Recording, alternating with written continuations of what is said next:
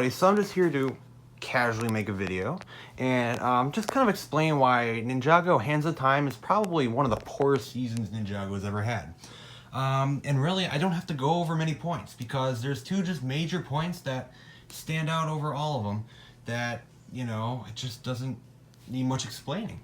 Okay, so Ninjago Season 7, Hands of Time.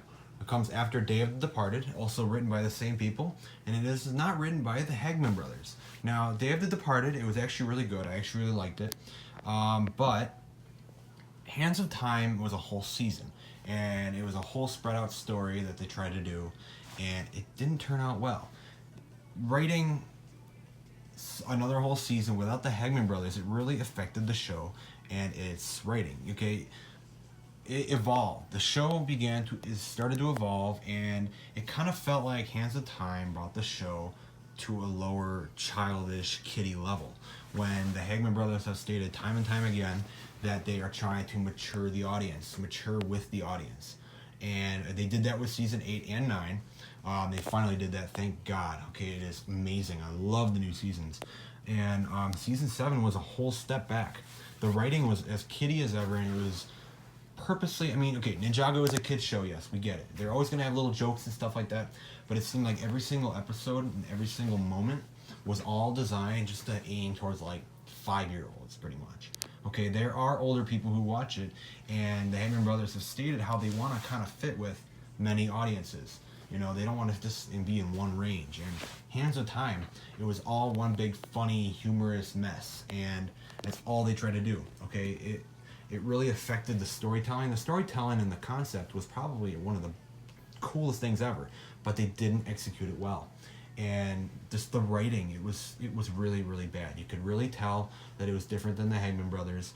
Hands of Time, I'm not saying it is one of the poorest seasons, but I'm not saying it's not enjoyable. If you take it for what it is, it's good. But it's nowhere near the past seasons or season 8 or 9. It is very, very low in quality. Now, that brings me to my second point.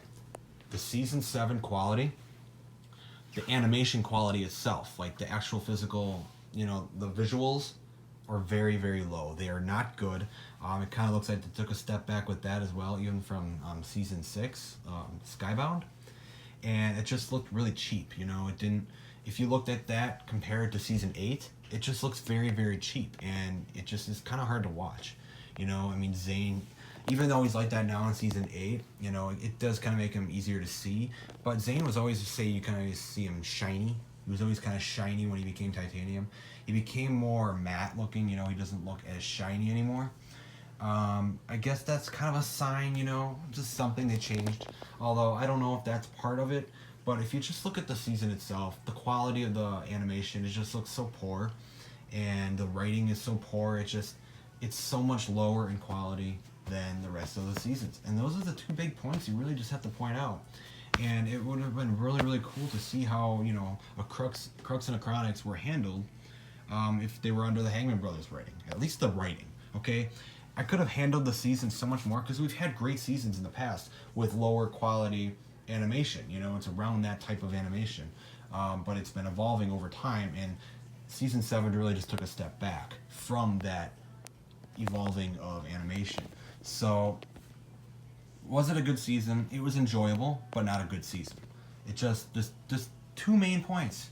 The animation quality was just bad, and the writing, the storytelling, it just wasn't done well. It wasn't put together well, and honestly, there's not much more to go over about that. That's it. And it's so obvious that sometimes it's hard to watch the season because you can see how bad it is. So, again, guys, it is enjoyable to watch. If you take it for what it is, it's nice. But I really wish they would have executed it better. So, that's why Season 7's the poorest season we've had so far. I'm glad the Hagman brothers are back to write seasons. We do have 2 more seasons now after that. And we have a 4-episode special coming and a season after that. So, the Hagman brothers are back, and it is all better than ever.